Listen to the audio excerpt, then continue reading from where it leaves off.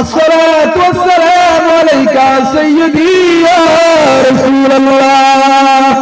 ওগো আল্লাহর নবী, আপনি কি জন্য কবরের মধ্যে দাঁড়িয়ে আছেন?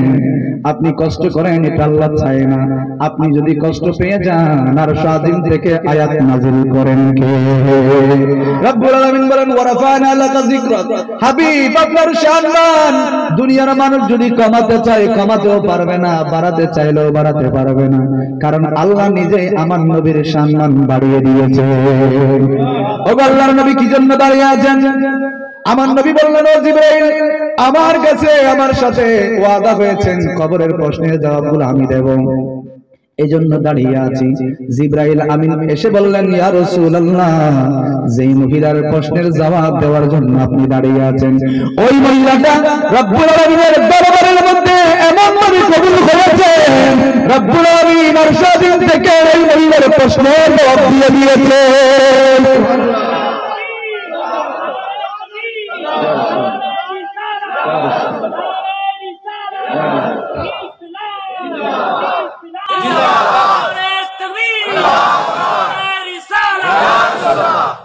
ওই মহিলাটা এমন ভাবে কবুল হয়েছেন, এমন ভাবে দ্বীন ইসলামের জন্য সম্পদগুলো বিলীন করে দিয়েছেন।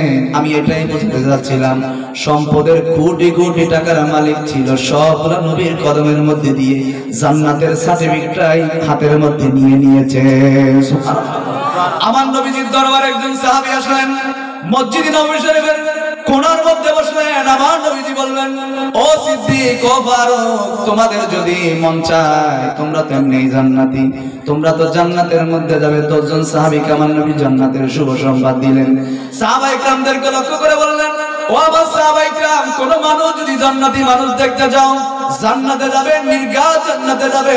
জান্নাতি মানুষ দেখে যদি আনন্দিত হতে চাও, তাহলে আমার ওই সাহাবীকে দেখো, ওই সাহাবীটা জান্নাতের মধ্যে যাবে।